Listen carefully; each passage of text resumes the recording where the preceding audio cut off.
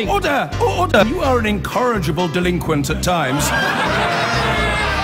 Behave yourself, man!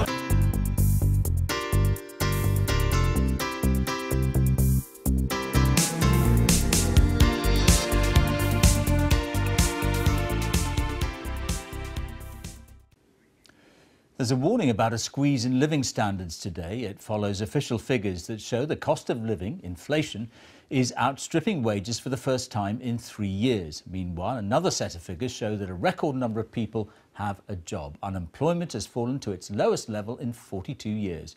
Here's our economics editor, Kamal Ahmed.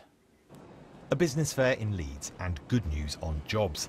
Firms hiring plenty of people as economic growth remains positive. We're continually recruiting staff. We've grown really quickly over the last 2 years, from 4 to 32 people. We've just employed at the moment our new park manager, and we've also employed in the last couple of months a new ground staff. At this moment in time on our company website, I think we have 15 vacancies posted. The last time we saw unemployment this low was 1975, when the price of a pint of milk was a princely 7p.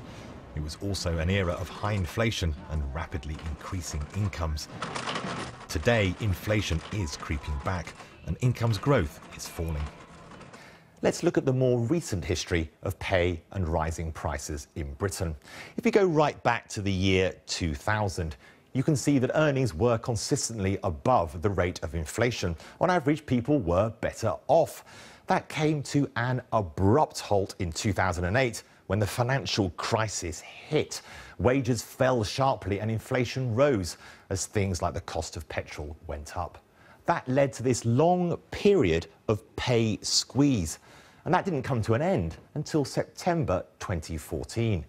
And until today, wages have stayed above the cost of living, but the gap has been closing. And today, those lines crossed. Individual incomes, on average, are going down again. Donna Spicer is a teaching assistant from South East London. She has faced a pay freeze for 4 years. I struggle to eat sometimes. I have no social life because of no money to go out. And it's a choice of heating and eating. So one winter it was sitting there with blankets, hot water bottles, jackets, jumpers. And for other hard-pressed consumers, it doesn't look like the problem is going away anytime soon. The big question for 2017 is whether wages respond to either of two big pressures, those of fast rising inflation and very low unemployment.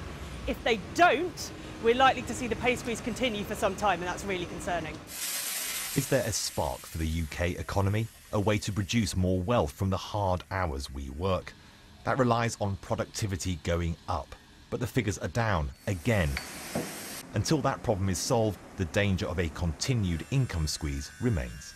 Kamal Ahmed, BBC News. I've been getting away with it.